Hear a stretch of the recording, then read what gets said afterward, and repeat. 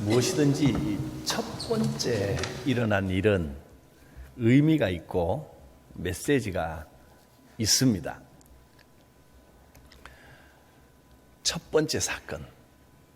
오늘 본문은 신약 시대가 본격적으로 시작되어서 초대 교회가 열리고 난 다음에 첫 번째 기적입니다. 이 기적이 우리에게 주시는 분명한 메시지, 확실한 메시지가 있습니다. 첫 번째는 아주 중요합니다. 예수님께서 이 땅에 오시고 신약 시대가 시작되었지만 예수님이 이 땅에 공생의 활동을 하시고 죽으시고 부활하시고 승천하시고 이거는 이 신약 시대 구원의 역사를 위한 하나님의 하나의 준비 과정이라고 볼 수 있습니다. 그리고 성령이 임하시면서 본격적으로 복음의 시대가 열린 겁니다. 그리고 그 첫 사건이 바로 오늘 본문의 사건입니다. 구약 시대는 이스라엘 백성이 하나님의 선택된 백성으로서의 여정의 과정이 본격적인 구약의 내용입니다. 그렇게 보면 사실은 모세가 이스라엘 백성을 애굽에서 건져서 홍해를 건널 그 다음부터 이제 계약 백성의 여정이 시작되는 겁니다.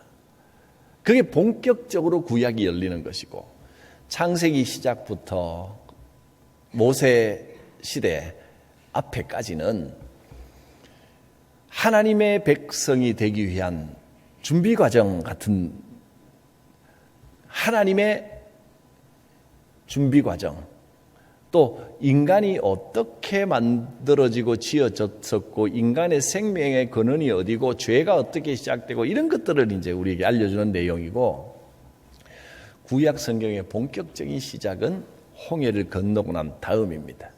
그 다음에 첫 사건이 뭐였죠? 구약 성경에서 모세가 이스라엘 백성을 이끌고 홍해를 건너고 난 다음에 첫 번째 사건, 마라의 쓴물을 단물로 바꿨던 사건입니다. 이 첫 번째 사건은 그냥 일어난 게 아닙니다. 상당한 의미가 있습니다. 하나님께서는 우리 인생의 쓴물을 단물로 변화시켜 주시는 분이십니다. 또 신약시대 우리 교회의 시대, 여기에는 어떤 의미가 담겨 있습니까? 성령이 강림하시고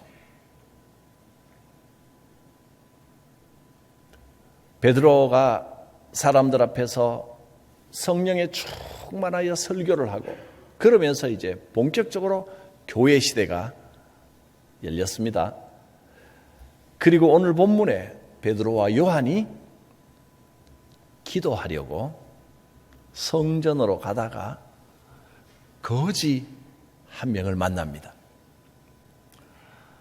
이 사람은 나면서부터 한 번도 걸어본 적이 없는 사람입니다. 그래서 사람들에게 엎혀서 매여서 성전 앞에 내려다 놓으면 여기서 사람들에게 돈을 구걸하는 그런 사람입니다. 이 사람이 베드로와 요한에게도 나에게 적선을 좀 해주십시오, 돈을 좀 달라고 부탁을 했습니다. 그러자 베드로와 요한이 이렇게 말합니다. 은과 금은 내게 없거니와 내게 있는 것으로 내게 주노니 나사렛 예수 그리스도의 이름으로 일어나 걸어라. 예수 그리스도의 이름으로 그 사람을 일어나 걷게 했습니다. 하나님께서는 구원받은 여러분에게, 하나님의 백성들에게 이 예수 이름의 권능을 다 주셨습니다. 그 권능으로 사명의 열매, 전도의 열매, 복음의 열매를 맺게 하십니다. 하나님의 일은 세상 능력으로 하는 게 아닙니다. 세상의 지혜, 지식, 물질, 힘, 그런 걸로 하나님의 일을 할 수 있는 게 아닙니다. 오직 복음의 은혜를 알아야, 그 능력을 알아야 하나님의 일을 제대로 할 수 있는 겁니다. 고린도전서 1장 18절 말씀은 이렇게 말씀합니다. 십자가의 도리는 세상의 도리와 다른 겁니다. 십자가의 도는 멸망하는 자들에게는 미련해 보입니다. 그러나 구원을 받는 우리에게는 하나님의 능력이 됩니다. 성경이 이렇게 선포했습니다. 내가 지혜 있는 자들의 지혜를 멸하고 총명한 자들의 총명을 폐하리라. 세상 지혜와 총명으로 하나님의 일을 잘 감당할 수 있는 것이 아닙니다. 오히려 그것이 더 문제를 일으키고 분란을 일으킵니다. 지혜 있는 자가 어디 있느냐? 선비가 어디 있느냐? 선비, 많이 배우고 공부하는 사람, 열심히 공부하는 사람, 그런 게 무슨 소용이 있느냐 이 말입니다. 이 세대의 변론가가 어디 있느냐? 말 잘하는 사람이 무슨 소용이냐? 하나님께서 이 세상의 지혜를 미련하게 하신 것이 아니냐? 세상 것을 가지고는 하나님의 일을 올바로 감당할 수 없습니다. 세상 것들 다 내려놓고 은혜 안에 겸손해져야 합니다. 이스라엘 백성들은 광야 40년 동안 이 겸손해지는 훈련, 이 훈련을 40년 동안 받았습니다. 목이 뻣뻣한 백성입니다. 불평하고 불만하고 원망을 합니다. 근데 그 불평, 불만, 원망이 어디서 나오냐 하면 목이 뻣뻣하기 때문에 그렇다. 즉 교만하고 자기 고집이 살아있어서 그렇다. 이렇게 말씀하셨습니다. 무엇보다 말씀 앞에, 복음 앞에 나를 내려놓을 줄 알아야 됩니다. 겸손해져야 됩니다. 그런데 세상 것에 사로잡혀 있으면 복음을 깨닫지를 못합니다. 복음을 깨달아야 됩니다. 복음을 제대로 알면 삶이 달라집니다. 복음의 권능으로 살면 세상에서 살아가는 거 걱정할 필요 없습니다. 하나님이 다 지켜주시고 채워주시고 인도해 주십니다. 구약 성경에 나오는 여러 가지 기적 가운데 이스라엘 백성에게 광야 동안 하루도 빠짐없이 매일 나타났던 기적이 두 가지가 있습니다. 뭔지 아실까요? 들으면 아하 하실 겁니다. 첫째, 그렇죠. 만나는 매일 내렸죠. 가나안에 들어가서 첫 농사 지어서 결실을 딱 얻으니까 그때 그쳤습니다. 하루도 빠짐없이 하나님이 먹이신다는 겁니다. 세상 것 갖고 염려하지 마라. 하나님이 절대 굶기지 않으십니다. 그 욕심내고 이틀치 쌓아놓으면 그것 때문에 썩어서 냄새가 나고 서로 원수지고 다투고 그렇게 됩니다. 만나의 기적. 또 하나는 40년 내내 매일 주셨던 기적이 있습니다. 구름 기둥의 기적입니다. 구름 기둥이 그 길을 인도하셨습니다. 어디로 갈지, 얼마나 머물지, 언제 떠날지 모든 것을 구름 기둥이 다 알려주셨습니다. 우리의 삶에도 하나님의 인도하심, 구름 기둥의 기적은 우리가 사는 날 동안 함께 하실 것입니다. 만나의 기적은 우리가 사는 내내 함께 합니다. 그리고 첫 번째 기적은 마라의 쓴물을 단물로 바꾸었고, 이제 신약 시대가 열렸습니다. 성령께서 보혜사로 우리를 도우시는 시대에 우리는 살아갑니다.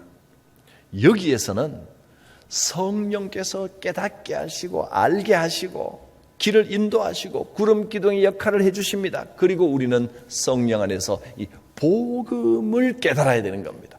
복음이 무엇인지, 복음을 알면 예수 그리스도 그 이름의 권능을 알게 됩니다. 복음을 붙들고 복음으로 살아야 됩니다.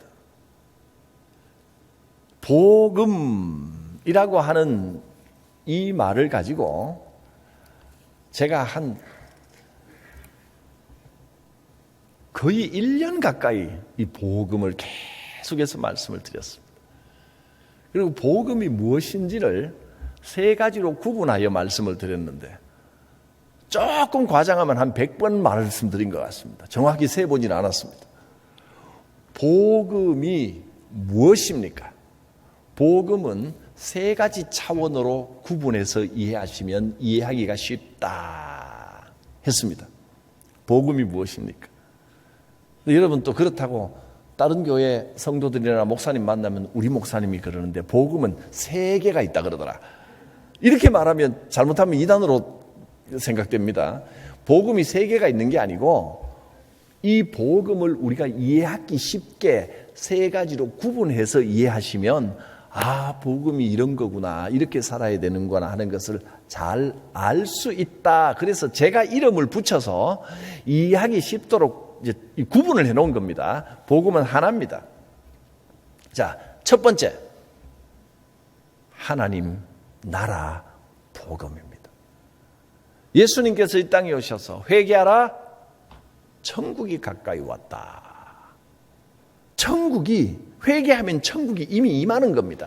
지금 하나님 나라가 우리 가운데 임했습니다. 하나님 나라라는 표현은 주로 이제 누가복음이 좋아하는 표현이고 마태복음에는 천국이라고 되어 있습니다. 누가복음에는 회개하라, 하나님의 나라가 임하였다 이렇게 말했고 마태복음에는 천국이 가까이 왔다 같은 말입니다. 천국이 하나님의 나라입니다. 복음은 천국이 임하는 겁니다. 천국은 우리가 죽어서 가는 게 아니라 지금 임하는 겁니다. 그리고 이것이 육신이 죽어 썩어도 상관없이 계속 이어집니다. 우리는 새 몸을 입고 그 천국을 계속 살아갑니다. 이미 우리는 하나님께서 계신 나라를 살아가는 겁니다. 예수를 구주로 고백하는 순간 천국이 임합니다. 할렐루야. 이것이 복음입니다. 주로 예수님께서 살아계시면서 가르치실 때 이 하나님 나라 복음을 굉장히 강조하셨습니다. 예수님은 집중해서 이 천국 복음, 하나님의 나라 복음을 가르치셨습니다. 마음이 가난한 자는 복이 있나니 천국이 그들의 것이다. 이 천국은 우리 심령에, 우리 인생에 임하시는 천국입니다. 천국을 살아가시기를 바랍니다. 천국이 임해야 됩니다. 천국이 임하면 하나님 나라의 평안과 기쁨과 감사가 나옵니다. 이스라엘 백성들이 이 하나님 나라를 온전하게 경험을 못했기 때문에 자꾸만 불평하고 불만하고 좀 힘들면 투덜거리고 원망하고 막 그랬던 겁니다. 우리도 그렇습니다. 이 천국의 느낌, 천국의 감각이 이 복음이 약해지면 불평이 나오고 불만이 나오고 그렇습니다. 그런데 천국이 충만해지면 평안과 기쁨과 감사가 나옵니다. 어떤 상황에서도 이 천국을 잃어버리면 안 됩니다.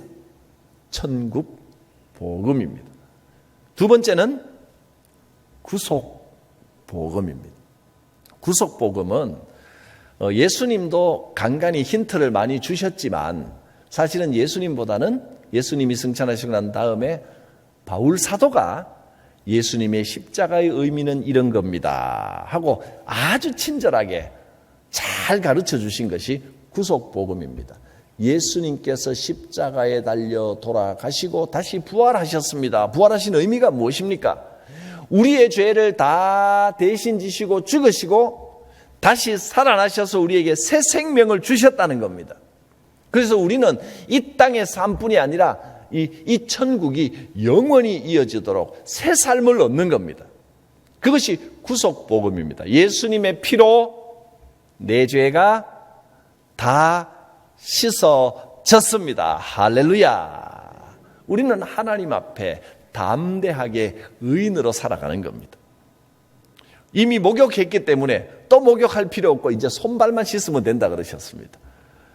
다 씻었기 때문에 내가 이제 잘못한 거, 그날 잘못한 걸 하나님 앞에 내가 회개하면 됩니다. 예수님께서 단 한 번의 제사로 우리 죄를 싹 씻어주셨기 때문에 우리는 구약시대처럼 또다시 짐승을 잡아서 제사 드리지 않습니다. 누구의 피로 제사를 드립니까?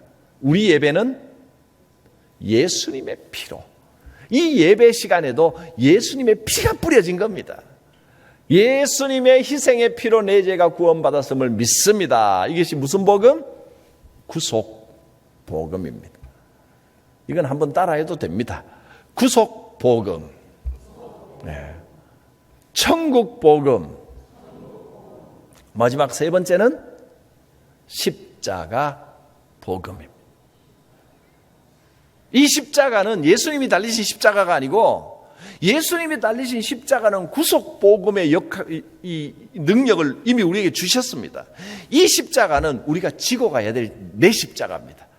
자기 십자가를 지고 주님의 뒤를 따라야 됩니다. 십자가 복음. 이 십자가는 나에게 주신 사명입니다. 사명을 따라 살아야 되는 겁니다. 하나님, 내게 주신 나의 십자가를 지고 주님 뒤를 따르겠습니다. 네, 그렇게 살겠습니다. 그게 믿음의 삶입니다. 복음이 그냥 구속 복음에서 끝나버리고 내 죄가 다 씻음 받았습니다 이러고 끝나버리면 그 복음은 온전한 복음이 아닙니다. 십자가 복음까지 이루어져야 됩니다. 사명 따라 살겠습니다. 할렐루야. 그래서 이제는 예수 그리스도로 인하여 내가 사는 것이 아니라 내가 살아가고 있지만 이 육신으로 이 육체로 살지만 내가 사는 게 아니라 내 안에 그리스도께서 사시는 것입니다. 그게 십자가 복음입니다. 이렇게 복음이 세 가지 차원이 잘 이루어져야 우리가 온전한 복음의 삶을 사는 겁니다. 천국 복음, 구속 복음, 십자가 복음. 이렇게 들어보니까 정말 예전에 귀가 닳도록 들은 이야기구나 아시겠죠? 이거는 100번, 200번, 수백 번 강조해도 부족하지 않습니다. 복음을 자꾸 구속 복음만 복음인 줄 아니까 너무 이기적이 돼가는 겁니다.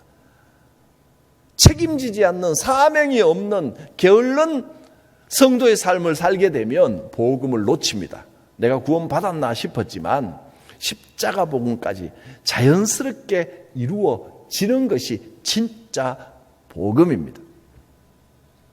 베드로와 요한이 성전에 가는데 이 안진뱅이 거지가 돈을 좀 달라고 요구했는데 베드로와 요한은 돈이 아니라 그보다 훨씬 더 크고 더 놀라운 것, 예수 이름으로 복음을 주었습니다. 그의 삶에 예수 이름의 권능으로 복음이 임한 겁니다. 이것을 우리가 오늘날에도 잘 생각해야 될 문제입니다. 전도자는 돈 나누어 주는 사람이 아닙니다. 물질로 전도하는 일은 한계가 있습니다. 물론 처음 이제 전도를 시작하고 할 때는 물질도 좀 나누어 주고 긍휼을 베풀고 이런 일로 시작하는 게 대부분이고 그게 맞습니다. 그러나 그것은 계속 물질 나누어 주는 일만 하다가는 밑 빠진 독에 물 붓기가 됩니다. 한번 받은 사람은 점점 더 많은 것을 요구하지 점점 적게 달라고 하는 사람은 없습니다. 처음에는 감사하지만 받다 보면 나중에는 그게 자기 권리인 줄 압니다. 그래서 나눠주는 사람이 좀 부족해서 좀 적게 나눠주면 이제 왜 이것밖에 안 주냐고 이제 불만이 생겨버립니다. 받아도 채워도 받으면서도 점점 더 갈증이 커져갑니다. 그래서 복음의 역사는 돈으로 할 수 있는 게 아닙니다. 돈으로 전도하다가 돈 떨어지면 끝나는 겁니다. 물질로 전도하다가 물질 떨어지면 끝나는 겁니다. 이 세상 것이 계속 나오겠습니까? 그리고 점점 지금 받는 것에 무감각해지고 더 기대하게 되고 더 달라고 요구하게 되고 그게 세상 이치입니다.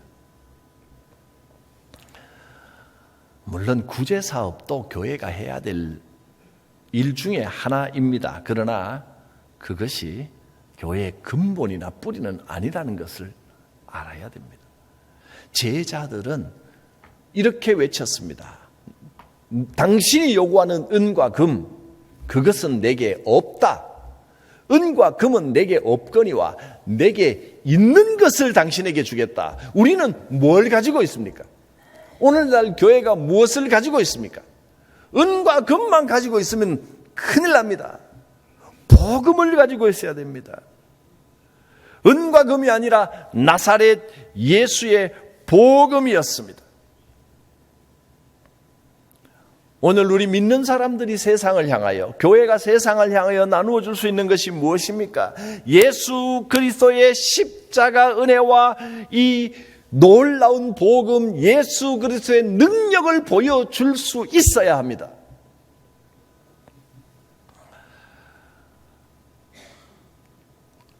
물론 물질도 돈도 참 세상 살아가는데 돈 필요하지, 아예 없으면 어떻게 살겠습니까? 그리고 없는 것보다는 있는 게 좋으시죠? 없어도 됩니까? 그러면 주 예수 이름으로 없기를 축복할까요? 아이고 깜짝 놀라서 아니라 그러시네요. 없는 것보다는 있는 게 좋습니다. 그러나 분명히 알아야 될 것은 그것은 우리가 부리고 다스려야 할 것들이지 거기에 끌려다니면 안 된다는 겁니다. 그러면 인생이 불쌍해지는 겁니다. 비참해지는 겁니다. 주여, 주님 주신 물질을 다스리고 부릴 수 있는 믿음을 주옵소서. 물질은 물질일 뿐입니다. 우리는 이 복음을 가지고 복음의 삶을 살고 세상을 향하여 당당하게, 내가 세상적으로 가진 것은 많이 없지만 나사렛 예수 이름으로 변화되고 회복되고 축복받으십시오. 이 이름에 축복이 있습니다. 당당하게 외칠 수 있는 것이 복음입니다. 내가 예수 이름으로 이렇게 복된 삶을 살고 있습니다. 이게 복음입니다. 내가 예수 믿어서 매일매일 천국을 누리고 있습니다. 내가 예수 믿어서 내 죄가 다 씻어졌습니다. 내가 예수 믿어서 사명이 분명해졌습니다. 내가 살아가는 이유를 알고 기쁨으로 만족하며 살아갑니다. 할렐루야! 이 복음입니다. 세상을 향하여 이것을 외칠 수 있어야 합니다. 베드로와 요한이 만약에 한 푼 주십시오 하는데 그냥 주머니 뒤져서 자기가 가진 거 다 털어서 주고, 입고 있는 옷 벗어서 주고, 가지고 있는 거 다 뒤져서 싹 주면 사람들이 보기에는 야, 저 사람 참 대단하다, 훌륭하다 그럴지 몰라도 그걸로 끝나버리는 겁니다. 은과 금으로 도와주는 것으로는 생명을 줄 수 없고, 교회가 그런 것에 자꾸 집중하다가는 백이면 백 다 실패합니다. 예수 그리스도의 이름으로 일어나 걸어라 명령했더니 그의 다리가 회복되고 그의 인생이 회복됐습니다. 기쁨이 충만해져서 일어나 서서 걸으며 펄쩍펄쩍 뛰며 하나님을 찬양했습니다. 주변에 있던 사람들이 모두 하나님께 영광을 돌렸습니다. 얼마나 감격적인 모습입니까? 물론 우리가 길 지나가다가 나사렛 예수 이름으로 일어나 걸어라 했다고 해서 이것을 일반화시킬 수는 없습니다. 예수 이름으로 명할 때마다 다리 못 쓰는 모든 사람이 다 일어나서 벌쩍벌쩍 뛰는 일이 늘 있을 수는 없습니다. 그건 하나님께서 하시는 영역에 속한 겁니다. 그러나 이 사건이 우리에게 주시는 메시지는 사람이 상상할 수 없었던, 사람이 기대하지 못했던 역사들도 하나님은 일으키신다는 겁니다. 여러분이 예수 그리스도의 이름의 권능을 믿고 담대하게 예수 이름으로 명령하면 하나님께서 가장 합당한 방법으로 응답하신다는 것입니다. 그것이 복음의 능력입니다. 세상 것들은 일시적인 기쁨을 줄 수는 있어도, 그러나 그 기쁨은 순간적일 뿐입니다. 돈이 막 생기면 잠깐은 기쁘지요. 그러나 결국은 그 돈 때문에, 그 돈으로 인하여 더 깊은 수렁에 빠지는 경우가 얼마나 많습니까? 돈 때문에 원망이 생기고, 돈 때문에 서로 이간질하고, 돈 때문에 친구를 잃어버리고, 심지어는 돈 때문에 형제간에도 원수가 됩니다. 여러분, 그저 매일매일 주는 만나를 감사하면서 사랑 안에서 복되게 사명 따라 살아가기를 원하십니까? 돈이 한 바가지 쏟아져서 형제간에 원수되면서 살아가시겠습니까? 둘 다 있으면 좋겠다 그러시겠죠. 그러나 돈은 다스릴 수 있는 믿음이 있으면 좋은 도구가 되지만 내 믿음을 넘어서는 물질은 하나님께서 걷어가시는 게 축복입니다. 믿음이 다스릴 수 있는 만큼의 돈을 채워주시는 것이 축복인 줄 아시길 바랍니다. 믿음, 그 말은 믿음을 키우면, 다스릴 수 있는 믿음이 확고해지면 그만큼의 재물은 하나님이 금방 채워주신다는 겁니다. 그게 진리입니다. 세상 것들보다 훨씬 더 중요한 것은 복음입니다. 복음이 우리 인생의 참 기쁨을 찾게 합니다. 물질 잃어버리고 복음 찾으셨으면 할렐루야 찬송하시길 바랍니다. 이 복음으로 인하여 낙심했던 사람들이 소망을 가지고 힘을 얻고, 이 복음으로 인하여 기쁨이 없던 사람들이 기쁨을 발견합니다. 이 복음으로 인하여, 예수로 인하여 새로운 소망을 꿈꾸며 생명의 삶을 살아갑니다. 이것을 발견하면, 복음을 발견하면 잘 사는 비결이 보입니다. 잘 사는 건 돈 많이 벌어서 부자 되는 게 잘 사는 게 아니라 내가 가진 물질보다 내 믿음이 더 큰 것이 잘 사는 겁니다. 그게 잘 맞아야 됩니다. 물질이 믿음을 넘어서 버리면, 믿음보다 물질이 더 많아져 버리면 그건 불행입니다. 복음의 능력은 사람을 변하게 하고 인생을 변화시킵니다. 우리에게 참 생명을 줍니다. 복음을 통하여 삶이 변하는 놀라운 생명의 세계, 하나님 나라의 삶을 살아가게 되시기를 바랍니다. 이 복음이 우리가 사는 이유를 깨닫게 합니다. 사명을 알게 해주십니다. 그래서 어떻게 살아가면 진짜 보람된 삶이 되는지를 깨닫게 해주십니다. 이것을 무슨 복음? 그게 십자가 복음. 십자가 복음은 곧 사명과 연결되어 있는 겁니다. 구속 복음은 곧 죄사함과 연결되어 있는 겁니다. 하나님 나라 복음은 곧 평강과 기쁨과 감사와 연결되어 있는 겁니다. 이것이 복음입니다. 은과 금은 제게 없지만 제일 중요한 걸 여러분께 다시 한번 말씀을 의지하여 선포합니다. 은과 금은 내게 없거니와 나사렛 예수 그리스도의 이름의 이 복음을 살게 되시기를 선포합니다. 기도합니다. 거룩하신 하나님, 우리에게 이 귀한 복음을 허락하심을 감사합니다. 하나님 나라의 삶을 살게 하옵소서. 죄 씻음 받은 구원의 삶을 살게 하옵소서. 사명의 삶을 살게 하옵소서. 세상 것에 골몰하여 복음을 잃어버리지 않게 하시고, 이 복음 붙들고 생명력 넘치는 삶을 살 수 있게 하옵소서. 예수님의 이름으로 기도드립니다. 아멘.